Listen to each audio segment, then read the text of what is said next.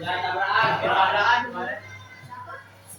Karena ada video. Jadi rambutnya Asminati, Izin, Bayu Serli, Bayu Firmansyah, Dina Oktaviani, Ade Fatina,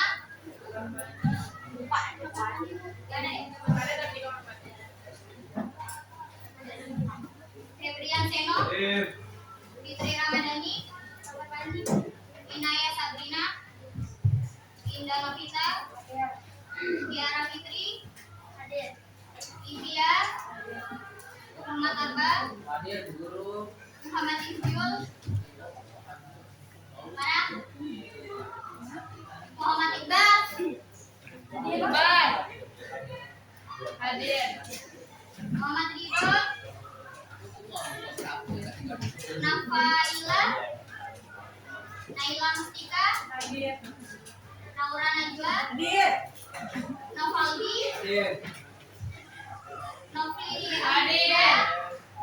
Ratu Andini, Regita, Liza, Saskia, Selvi, Hadir. Titani, Tania, Dedia Hadir. Rina Melia, Yanisa Naila, Zahwa, Hadir. Zulfiana. Oke. Hadir semua. Tiga orang yang nggak hadir ya. Ya. Oke, jadi kita pagi ini sudah masuk materi baru, yaitu tentang sistem peredaran darah. Materi utamanya itu tentang komponen darah dan penyakit atau kelainan yang terdapat pada sistem peredaran darah manusia. Adapun tujuan dari pembelajaran ini, peserta didik diharapkan mampu menjelaskan komponen darah yang terdiri dari plasma darah serta sel-sel yang terdapat pada darah tersebut. Nah, sebelumnya ada yang tahu apa fungsi dari darah untuk manusia? Biar hidup. Angkat tangan. Jadi apa? Ayo. Dapat nilai pas nanti. Terus? Apa lagi ya? sebagai sumber oksigen dan saring makanan akan sulit diadakan. Terus? Apa lagi? Ya. Bisa hidup ngomong apa jantung. Ya, betul. Terus?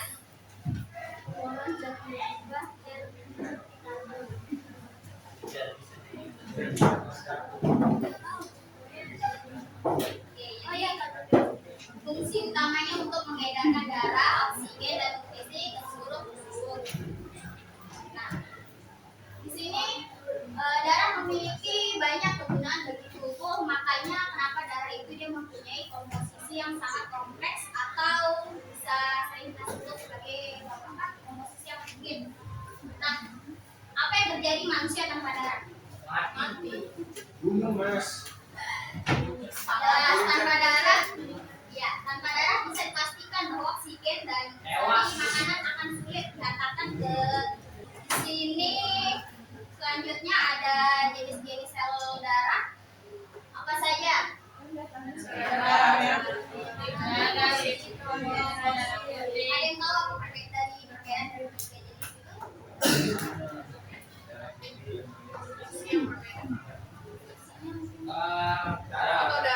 Darah memiliki segala fungsi yang berbeda. Oke,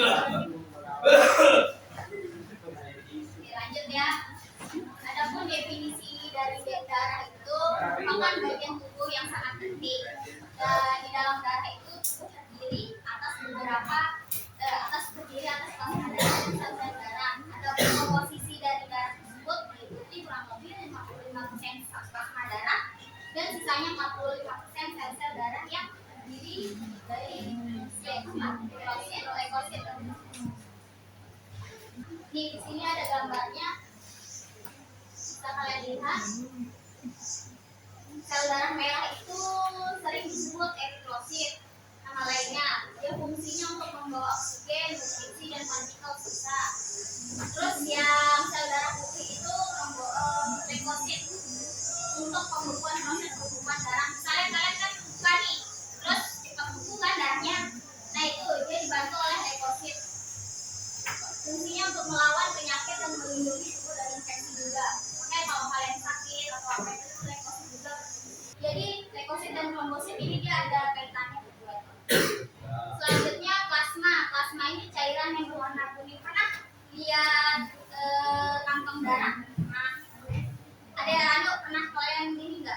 sih enggak? Atau saudara mungkin keluarga ada kan kayak kantong darah, nanti itu kalau darah sel darah merahnya sudah habis, sisa-sisa di bawah-bawah sel makanan itu ada pun itu yang emas. Nanti aku liatin ya gambarnya ya. Oke.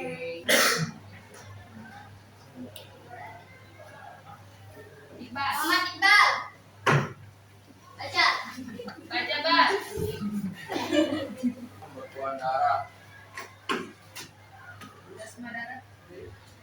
Pembekuan darah memiliki banyak fungsi penting dalam tubuh, diantaranya adalah 1. Mengangkut limbah, 2. Menjaga keseimbangan cairan tubuh, 3. Membantu proses pembekuan darah, 4. Menjaga suhu tubuh, 5. Membantu melawan infeksi, 6. Menjaga keseimbangan asam dan basa. Itu hemoglobin atau disebut pigmen darah. Hemoglobin ini dia fungsinya itu yang memberi warna merah pada eritrosit. Dan di dalam satu eritrosit ini mengandung sekitar 280 juta molekul hemoglobin atau biasa disebut Hb. Leukosit atau sel darah putih. Di sini leukosit memiliki ukuran yang lebih besar dibandingkan eritrosit. Dan eritrosit kan tidak memiliki inti, di sini memiliki inti. Selanjutnya bentuk dari leukosit dia tidak tetap dan berinti serta tidak memiliki hemoglobin. Jadi di eritrosit dia memiliki hemoglobin, makanya kenapa dia berwarna merah. Sedangkan leukosit dia tidak berwarna merah karena dia tidak mengandung hemoglobin. Adapun dari fungsi leukosit ini, dia untuk melacak kemudian melawan mikroorganisme, contohnya seperti bakteri, virus, jamur ataupun parasit. Ingat waktu virus COVID. Nah, kenapa ada beberapa orang yang gampang terkena dan ada yang tidak terkena, padahal dia ibaratnya itu pernah berkaitan gitu saling. Kayak misalnya nih, kamu sama guru, kamu kena nih tapi guru udah nggak kena, padahal kita ngobrol. Kenapa itu? Ibunya pot. Dan selanjutnya ada yang bisa jelasin apa perbedaan dari kedua tersebut? Silakan dibaca. Ya. Fagositosis adalah kemampuan memakan untuk menembus membuat pori-pori, membran kapiler, dan menuju ke jaringan. Ada 5 bentuk dari leukosit. Dia memiliki ciri khas masing-masing. Kelihatan nggak dari belakang? Kelihatan. Apa aja bacanya tuh? Neutrofil, virusnya terakhir trombosit atau koping darah. Jadi di sini yang membedakan dari leukosit, eritrosit dan terakhir trombosit yaitu kalau eritrosit kan sel darah merah, kalau leukosit sel darah putih, dan yang terakhir ini trombosit atau koping darah. Nah, trombosit atau yang sering disebut dengan koping darah, dia berperan penting dalam proses pembekuan. Yang seperti ibu tadi bilang, dia berkaitan dengan leukosit. Nah, kalau misalkan kalian ada luka ataupun kena pisau atau apa itu sudah berperan trombosit dan leukosit untuk proses pembekuan. Jadi kurang lebih prosesnya 3 sampai 6 menit untuk darah tersebut. Adapun karakteristik dari trombosit ini yang pertama bentuknya tidak teratur dan tidak berinti, terbentuk di sum-sum tulang belakang. Umurnya itu hanya 6 sampai 9 hari dan tentu jumlahnya itu hanya 200 sampai 400 juta untuk setiap mikromilimeter kubik. Dan terakhir berperan untuk proses pembekuan darah. Nah, terakhir ada mekanisme dari pembekuan darah. Proses pembekuan darah adalah salah satu proses yang paling kompleks atau rumit di dalam tubuh yang melibatkan lebih dari 30 reaksi kimia dan melibatkan juga banyak zat. Walaupun prosesnya rumit, pembekuan darah selesai dalam waktu 3 hingga 6 menit setelah pembuluh darah. Prosesnya di sini kan trombosit pecah, kan kalian buka nih, kalian buka terus keluar darah. Trombositnya pecah mengeluarkan namanya trombokinase. Nah, setelah proses trombokinase tersebut, dia menghasilkan protombin. Protombin langsung dengan vitamin K atau kalsium ditambah itu menjadi trombin. Nanti trombin ini berubah lagi menjadi fibrinogen, dan fibrinogen berarti dengan fibrin. Fibrin ini yang benang-benang sari-sari apa namanya?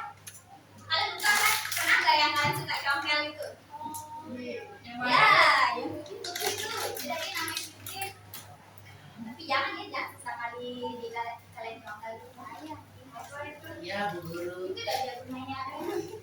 Nah, di sini yang terakhir ada penyakit atau kelainan sistem peredaran darah. Ada banyak beberapa kelainan atau penyakit, cuma di sini ibu ngambil beberapa aja. Yang pertama ada anemia. Anemia ini kan tentu saja kalian tahu kan apa anemia? Kurang darah. Kurangnya. Nah, di sini anemia sendiri dia disebabkan oleh kekurangan zat besi dan vitamin B12. Kalau anemia ini bisa dia kayak kalian konsumsi vitamin atau dengan makan makanan yang mengandung zat besi, terus istirahat yang cukup bisa dia kembali pulih. Nah, berbeda dengan si leukemia. Leukemia itu kanker darah. Jadi ya leukemia itu dia gangguan di mana dia produksi sel darah putihnya itu kalau berlebihan atau dia dan sel darah merahnya itu dimakan sendiri oleh sel darahnya. Ya. Dan ini apa? Kalau nggak salah itu ada genetik atau keturunan dari orang tua. Ini juga sama dengan hemofilia dan thalassemia. Hemofilia itu yang tadi aku bilang kan ada juga kalau kita luka, itu kan kita bisa ya bukan darahnya. Berbeda dengan orang yang kena hemofilia. Ya kalau sudah luka, walaupun sedikit aja lukanya nggak akan berhenti darah.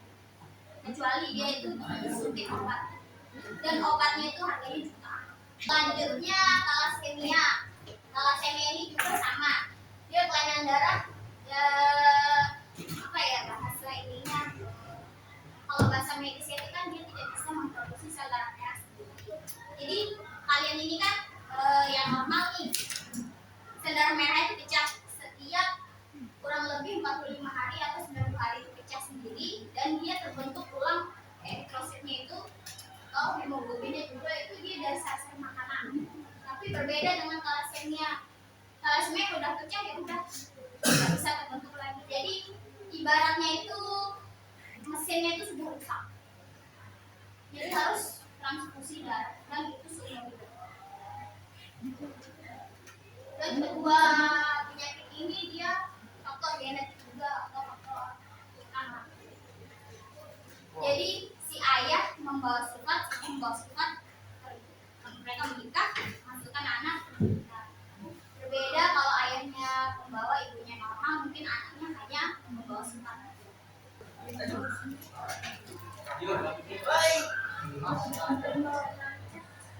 Dia nggak masuk suaranya nih kalau bicara besar.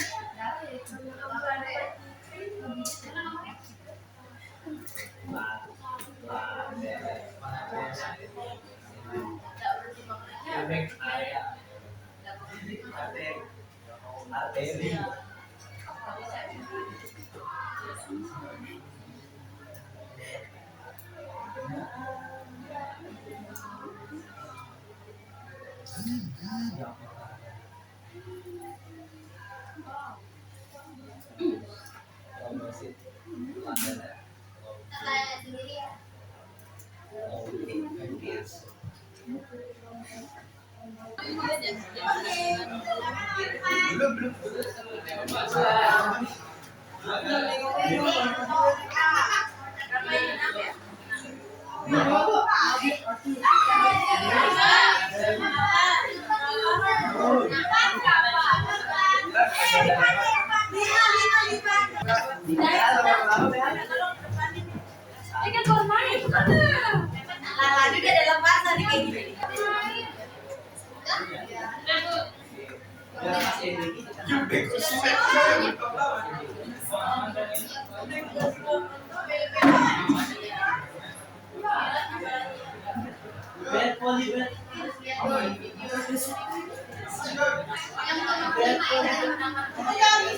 Kalau ini boleh.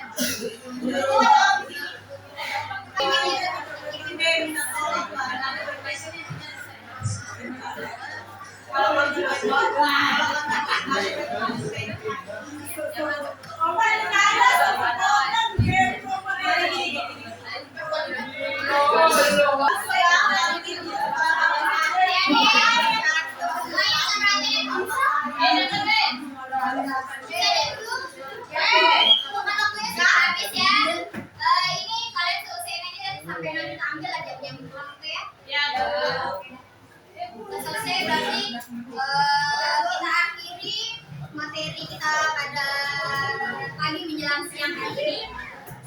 Mohon maaf apabila ibu ada salah kata.